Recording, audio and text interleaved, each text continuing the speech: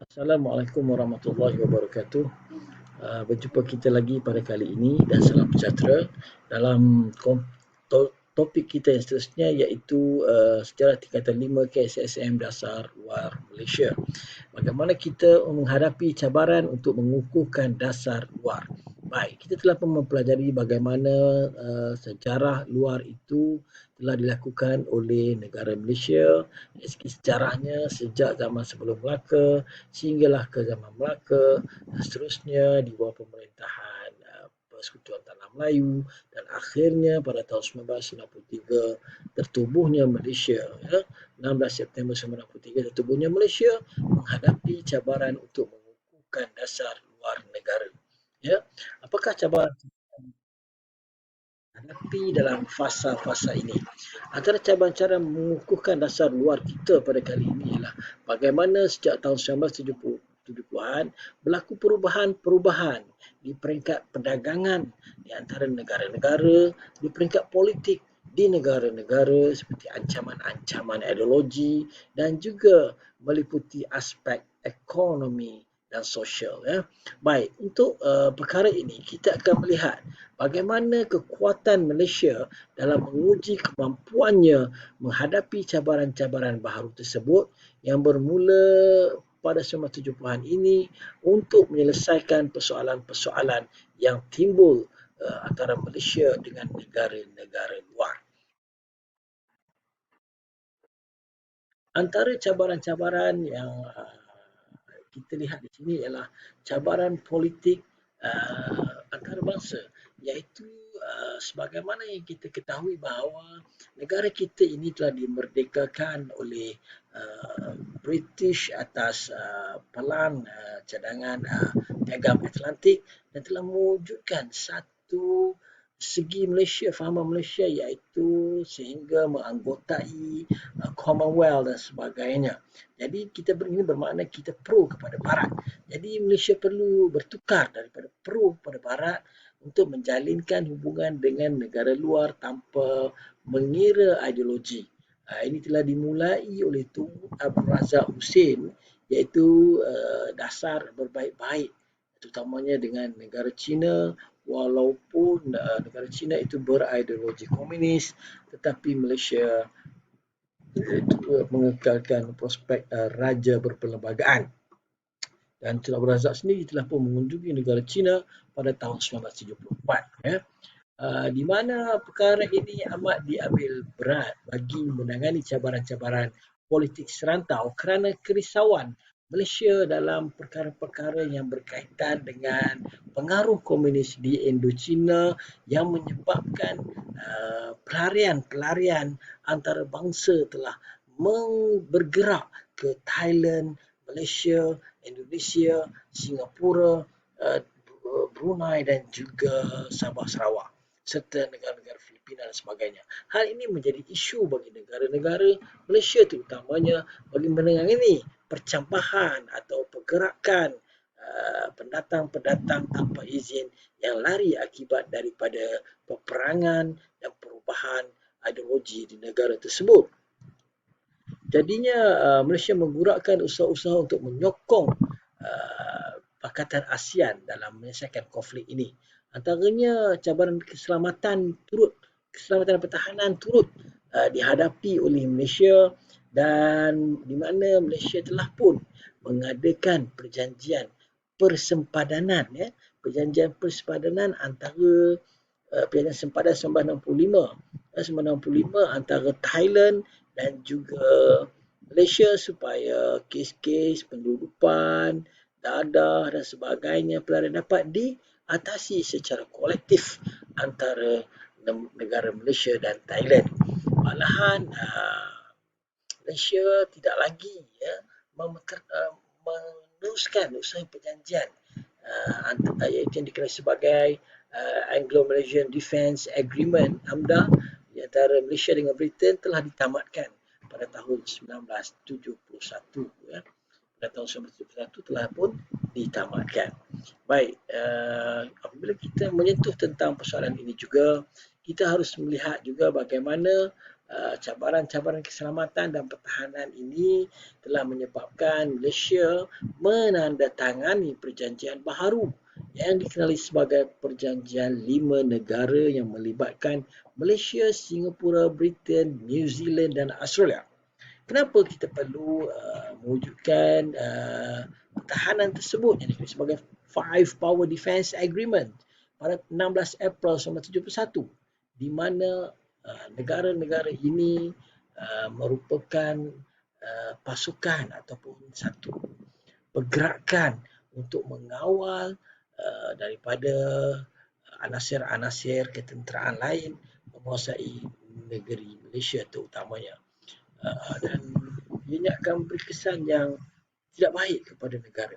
Selain itu juga, Malaysia juga menghadapi cabaran ekonomi di mana seperti mana yang para pelajar tahu, negara kita ini lebih kepada domestik pada sekitar tahun 1960-an dan 1970-an itu, di mana kita lebih kepada komoditi biji timah, getah, hasil minyak dan gas mentah.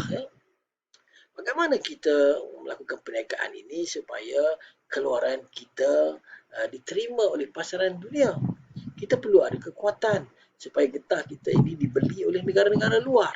Jadi Malaysia telah pun menjalinkan hubungan dengan anggota pertubuhan antarabangsa seperti International Tin Council atau Majlis Timah bagi toleransi pembelian biji timah. Selain itu juga Menteri-Menteri ASEAN membincangkan kerjasama dan juga yang saya katakan tadi, perjanjian Thailand supaya tidak berlaku penyeludupan yang bersumberkan barangan daripada Thailand tanpa memberi cukai kepada Malaysia. Dia dah masuk ke dalam negara kita. Selain itu juga Malaysia juga mengadakan perjanjian umum tarif dan perdagangan. Maksud di sinilah perjanjian umum tarif dan perdagangan ini ialah negara-negara yang menandatangani perjanjian tersebut akan dikenakan cukai yang sama atas barangan yang dalam bentuk yang sama, dikenakan cukai yang sama jika melakukan perdagangan antara mereka, terutamanya dalam negara ASEAN lah. Okey. Hal ini akan menguntungkan lah kalau kita kenakan yuran kepada ataupun tarif yang tinggi kepada negara contoh negara Rusia dengan harga bagi satu tan kelapa sawit, harga jualannya cukai yang patut dibayar ialah 30 $30 contoh ya. Tetapi bagi negara Thailand dan juga Indonesia hanya perlu membayar $15 sahaja. Ini menunjukkan perjanjian tersebut memberi ruang dan peluang yang baik kepada negara-negara ASEAN. Contohnya desakan Malaysia agar harga barangan dapat dikawal ini juga utamanya dalam perjanjian yang melibatkan hasil daripada minyak dan gas. Mereka telah melakukan kerjasama dengan ESO bagaimana berkaitan untuk cari gali dan memajukan perusahaan minyak dan syarikat Petronas ini sehingga kini telah kekal di dalam pelaksanaannya lah, dan ini menunjukkan keuntungan yang baik pada masa ini ya. Inilah cabaran pembangunan ekonomi bagi negara kita. Okey, seterusnya kita akan tengok bagaimana Malaysia telah pun bergerak ataupun telah pun membina satu rangkaian yang baru yang dikenali sebagai Persatuan Negara-Negara Asia Tenggara, iaitu ASEAN. Maksudnya di sini Malaysia telah mengadakan hubungan luar dengan negara-negara jiran terutamanya seperti Singapura, Indonesia, Thailand dan juga Filipina supaya dari segi ekonomi, politik dan sosial ini dapat diselaras dengan baik berbanding penyelarasan dengan Britain, Amerika dan juga negara-negara yang jauh daripada Asia Tenggara ini. Oleh itu, kita perlu lihat sedikit sebanyak tentang sejarah bagaimana terbentuknya negara ASEAN ini. Ya, seperti mana yang kamu maklum bahawa negara Malaysia Persatuan Negara ASEAN ini beri perhatian serius dan juga terhadap keselamatan dan juga masa hadapan ekonomi kita mewujudkan sebuah negara yang aman, damai dalam menangani konflik sesama mereka. Kalau kita lihat dari segi penglibatan yang pertamanya penglibatan Malaysia ini ditubuhkan pada 1961 ialah dikira sebagai persatuan negara-negara Asia iaitu Malaysia, Filipina dan Thailand. Di sini Indonesia telah pun mula mengangkat bendera konfrontasi kerana cadangan daripada Sabah dan Sarawak untuk masuk ke dalam Malaysia. Seterusnya kita lihat juga di sini bagaimana Mapilindu juga ditubuhkan pada tahun 1963 tetapi gagal kerana masing-masing berkepentingan terhadap Sarawak dan Sabah di mana masing-masing inginkan Sabah dan Sarawak masuk menjadi dalam keluarga mereka seperti di dalam Filipina bagi Sabah dan Sarawak bagi Indonesia dan ianya telah pun menjadi gagal walaupun kita tengok kegagalan itu telah berlaku untuk Mapilindu tapi ASEAN 8 Ogos 1997 telah memberi ruang impak yang baik terhadap 5 negara yang pada awalnya iaitu Malaysia, Indonesia, Singapura, Filipina dan Thailand serta seterusnya dianggotai oleh negara-negara ASEAN yang lain seperti Brunei, Myanmar, Laos, Kemboja dan Vietnam. Okey, di samping itu juga saya sebutkan di sini iaitu deklarasi yang menjadi subjek penting dalam Malaysia dan ASEAN ini juga antaranya ialah penubuhan zon aman bebas dan berkecuali ZOFAN pada tahun 1971 di mana zon aman bebas berkecuali ini merancang untuk melakukan prospek yang lebih baik terhadap zon aman bebas ini telah beri ruang untuk penyelesaian konflik serantau yang Malaysia terlibat secara aktif bagi menanganinya. Contohnya konflik Vietnam dan Kemboja berkaitan dengan ancaman komunis dan pelarian. Malaysia juga menyeru kuasa besar campur tangan dalam isu di Vietnam, berjaya menyelesaikan pilihan raya pada tahun 1993 di Kemboja dan menghantarkan pasukan pengaman di PBB di bawah misi UNTAC. Dan itu juga Malaysia juga telah mengadakan kerjasama ekonomi di antara rakan dagang Malaysia yang penting mulai tahun 1970-an iaitu projek industri ASEAN, projek pengeluaran baja Urea di Indonesia dan juga pengeluaran baja fosfat Kuprom di Filipina. Ini antara kerjasama-kerjasama yang telah dilakukan oleh Malaysia dengan negara-negara ASEAN.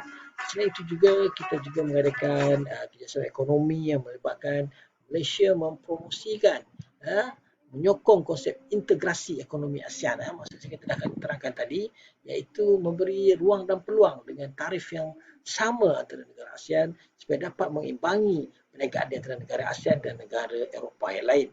Di samping itu juga penggunaan mata wang ASEAN diharapkan dilaksanakan walaupun masih belum nampak buah yang lebih baik namun ianya telah membiarkan potongan cukai menjadi lebih efisien. Kerjasama sosial juga telah diwujudkan melalui penubuhan Southern ASEAN Minister of Education Organisation yang melibatkan pendidikan di mana pertukaran pelajar telah dibuat terutama dalam subjek utama iaitu sains dan matematik seperti RESCAM itu pusat serata pendidikan untuk sains dan matematik yang ada di Pulau Pinang iaitu di Universiti berhadapan dengan Universiti Sains Malaysia. Ini antara kerjasama-kerjasama yang dilakukan. Selain itu juga kerjasama sosial ini juga diwujudkan melalui festival kebudayaan dan kesenian serta penubuhan tabung kebudayaan bagi memantapkan jalinan saling campur kebudayaan dalam negara ASEAN. Sukan ASEAN juga dilaksanakan untuk menjalinkan kerjasama dan sukan sebagai wadah perpaduan negara.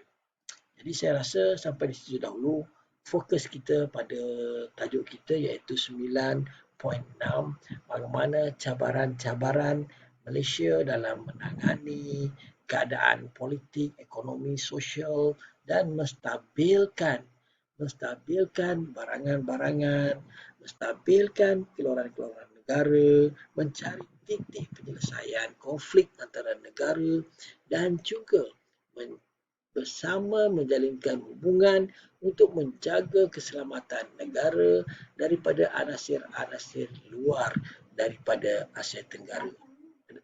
Jadi saya sudahi dulu untuk topik kita pada kali ini iaitu 9.7 dengan Lafaz Bismillahirrahmanirrahim. Assalamualaikum warahmatullahi wabarakatuh dan salam sejahtera.